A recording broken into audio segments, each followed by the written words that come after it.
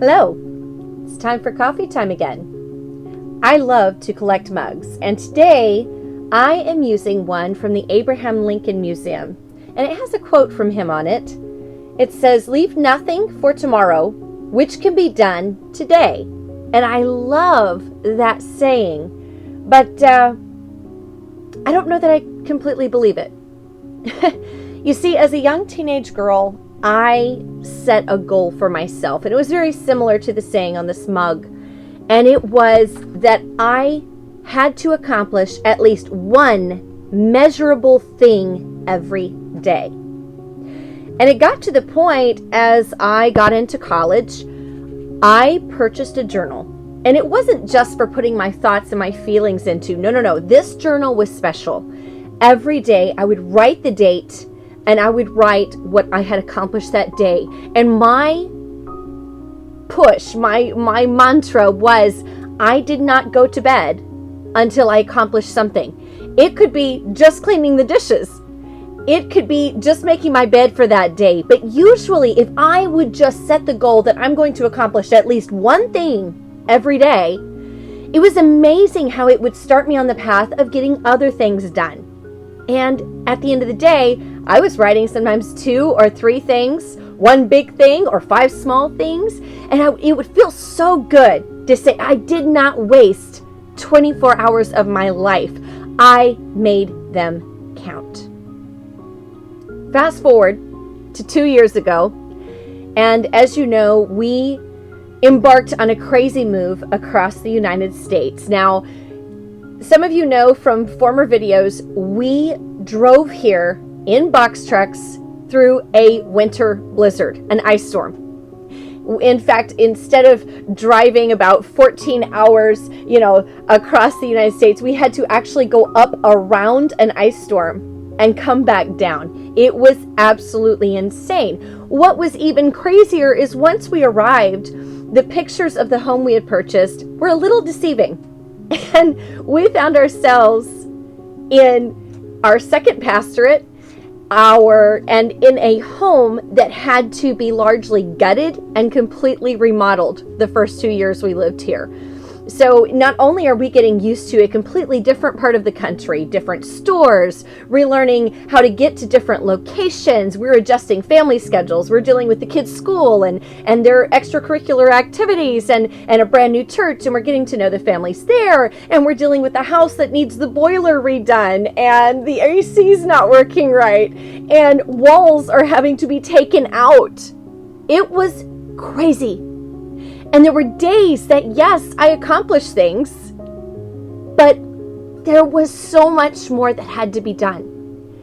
That accomplishing even 10 things in a day didn't feel like I had done anything. I didn't feel like I had achieved anything. I didn't feel successful. I was so discouraged. And some days, we wound up not accomplishing anything because I was overwhelmed and I would shut down. Something happened earlier in 2024. We had a minister come through at our church, and this was not his whole sermon. He just happened to make a statement because that morning before church, I had been praying and I said, God, I don't need things. I don't need money. I don't, my family's healthy. What I need from you is order. God, I just need to reestablish order in my life. And I got to church, and this man got up to testify, and he said those magical words. And he said, God spoke to me this morning, and he said, I am going to bring order. And I just sat there listening to this confirmation. Yes, I need this. God, that's what I want. I want my discipline back. I need my order back that I used to have. I need that. And it is a promise that I have held on to for 9 months. I wish I could tell you that the next day, everything with the house sorted itself out and everything with my children's schooling sorted itself out. But it did not. Hold on one moment. I got to get my my coffee mug from this morning away from my cat, who thinks he likes that creamer, so I can drink my current coffee. Like my kittens need coffee. Oh boy. Anyway, so the promise was not fulfilled right away. Instead, what happened is I started to stumble across some incredible mentors. There's the cat going for the coffee. Some incredible podcasts. One of which was Decide Once by The Minimal Mom. It is an incredible video. You need to check it out. I will link it in the comments. But it talks about things that do not matter so much to you, like what you wear on a Monday morning. Do you really care to have to pick an outfit on Monday morning? If you don't, then how about you just plan, I will always wear a denim skirt or whatever, and this particular color t-shirt every Monday morning. And she talks about automating things in our lives that are not that important to us. Phenomenal work, and I began to apply some of the principles in that video. Another great video that I stumbled across was by Ryan Doris. This man has a video on month in a day, and it is doing a month's worth of work in a day. It is a blitz. It's 14 to 16 hours in that day.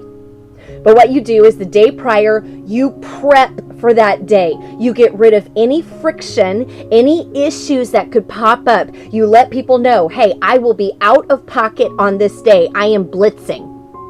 And you make sure you have, if you're working on a report, you make sure you have all the data you need for the report sitting on that desk. You set up for that day. You plan. Then that day, you focus. Even your meals, your lunch, you pack your lunch and have it on your desk. It's sitting there. I work from home. And so it's great because I can pop upstairs and just go dig in the fridge when I want to. And I gained about 30 pounds when I started working from home because of that. But it is a distraction. And so with Blitz days now, I make my lunch. I have it sitting on my desk. I don't get up till I got to go to the restroom, or if I just need a brain break every 2 hours or so. And those brain breaks are 10, 15 minutes, and then I get right back into it. And then Ryan Doris talks about the next day after the blitz, you have to have rest that rejuvenates you so you recoup from that. And so Month in a Day is another excellent video that began to help me reestablish discipline in my life so that I could get through this season of my life. Both of those concepts were instrumental to where I am today. Now, for me, if you know anything about me, I have a lot of balls in the air. I am a pastor's wife. I homeschool my children. I work a full-time job. I am doing this channel. I write for 2 periodicals. I am also working on 3 books.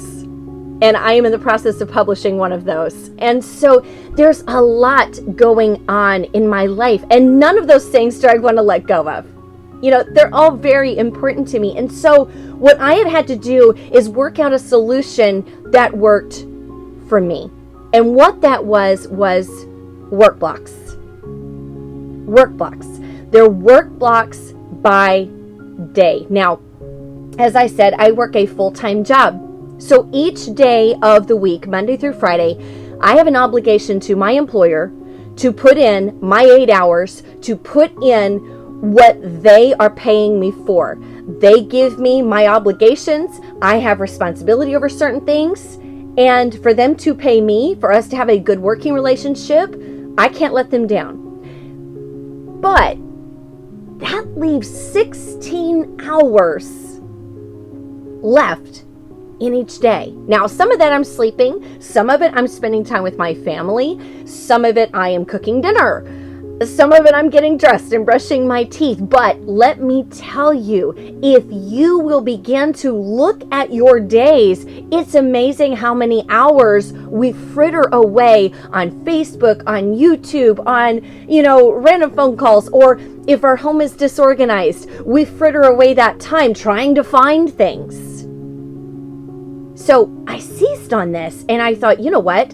Every day I am going to have a focus. Now, I already know I have my secular job, my full-time job, and that's a big focus during that time slot, but I've got extra hours here. And so what I did was on Mondays, and I'm just going to share mine with you. It may not work for you, but it works for me. I'm just going to give it as an example.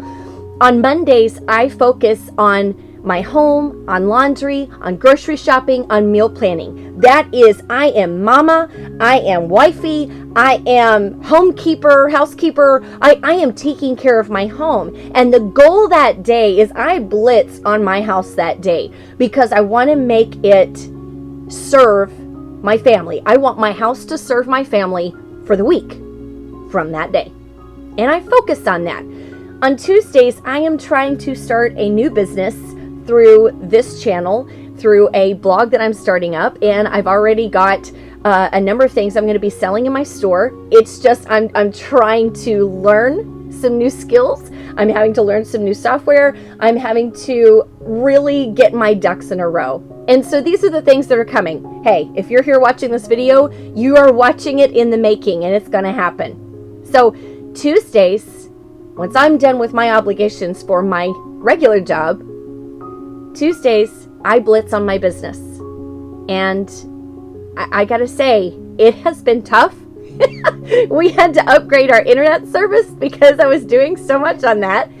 So Tuesdays, we are working on our business. Wednesdays, I focus on ministry. I minister in the church with my husband. I teach Bible studies. And so I focus on ministry and I pray. That's usually a fast day. That is the day that I am studying for Sunday morning Bible study, or the next time I'm up to preach, or, hey, do we have people that need encouragement in the church? I really focus on Wednesdays. On Thursdays, I invest extra time on my regular job because sometimes I am a curriculum developer, former tech writer, and there are software that are just tough. And they can be very, very complex. And sometimes I just need to focus some extra time. And so Thursdays, I give myself that leeway to say, hey, if I need to keep myself at the top of my game, I'm going to work past 5 o'clock. Thursdays are my work day where I put in the extra hours to keep myself on par with that job. Fridays, I write. As I said earlier, I am working on 3 books. One of them is in the process of publication. I also write for 2 periodicals, and I've been teasing a 3rd one, trying to get myself in there. The other 2 approached me. This 3rd one is something that I really want to do, and so I have been working towards getting my foot in the door. So Fridays, I write.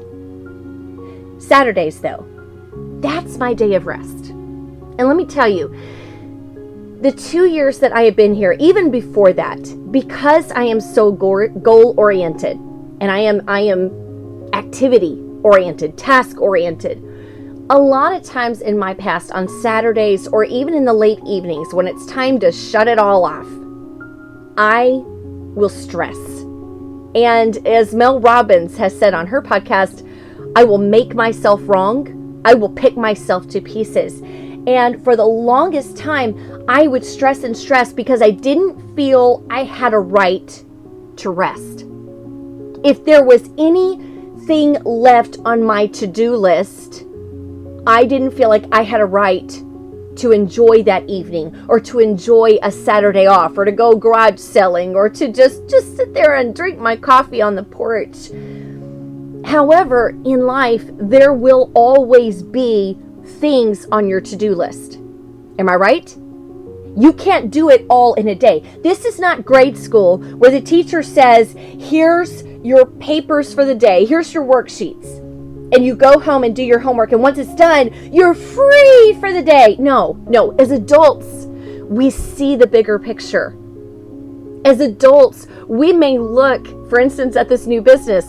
I already have a list of at least 30 different skills I need to build. I need to learn. I've got to get better at. And so I have a list of 30 things staring me in the face. And so come Saturday, I'm looking at that list and I'm thinking, you have no right to rest. You're not there yet. Look at all that's left. Now, let me tell you something though. That kind of mindset will render you into a robotic machine of a person. That mindset causes you to not experience joy when you have accomplished great things. That is a dangerous place to be, because if you cannot allow yourself to rest, it is because your mind is constantly worried that you have not done enough. And that stems from a place of feeling that you are not enough. That's a problem. However, something interesting I have found since I started doing the work blocks by day and designating a specific day to a specific focus and theme and sticking with it. You have to discipline yourself. That means on Monday when I'm focused on the house, that is not writing day. If I get an idea, I'll pop it on a little notepad and just kind of, but I can't sit and write. Not Mondays. If I think of something for a video on a Monday, no, I can jot it down, but that is not the day. And so disciplining myself to obey the structure I have created and stick with my work blocks by day has helped me incredibly. And I will tell you how it has, because now when Saturdays roll around and my mind starts to nag me that there are more productive things I could be doing. Why are you reading a novel? Why are you reading on essential oils in ancient times? Why are you reading something when there's things you should be doing? When my mind starts to nag at me, I have found that I am able to say, whoop, hold on, back the truck up, stop right there. I worked really hard on Tuesday on that initiative. I am proud of the work I did. I finished this, and this, or I learned so-and-so, or I began this strong. I'm able to point to a specific, no, on that day, I took care of that list. I may not have finished that list, but I made progress on that list. And I'm able to tell my mind, that little nag in the back of my mind, I made progress, and I will make more progress next Tuesday or whenever day that task is supposed to be on. And I am able to tell myself, no, today I earned a rest. Here's what I'm saying. When you are disciplined in your life and you create a structure of order, you discipline yourself to obey that order, it makes it easier for you to have peace, relief, and rest when it is time for it. My last few Saturdays have been tremendous. I have worked hard all 5 days, Monday through Friday. I have worked very hard. But I am energized because I'm accomplishing the things I want to accomplish. I feel like I am really giving solid input at work. I'm giving solid input at our church. I am writing for people and writing on topics that I care about. I am making progress in my life because of discipline. And because of that, when Saturday rolls around, I'm able to say, no, I earned this. I earned goofing around at garage sales. I earned going for a coffee. Because I'm proud of myself. Because of discipline and order. I just want to put this idea across to you today. Discipline and order brings peace and rest in their season. I would challenge you, what do you really care about? What do you want to produce with your life? Who do you want to impact? What do you want in your life in 5 years? And set aside 1 day a week for that goal. I do not spend more than 1 day a week on any certain goal because I have so many balls in the air. You can do more than 1 day, but for me it works. 1 day a week, I give everything I've got into that goal. And it is amazing the rest and the peace I have felt. I may be tired in body, but my mind is at peace because I can say, no, I am making progress. I am growing. I stuck to my guns. I did what I was supposed to do. I earned it. I earned a rest. So order brings rest. I hope that helps you today. I am going to enjoy 10 minutes more of my coffee, and then I am going to jump back on my task for today. You have a good day.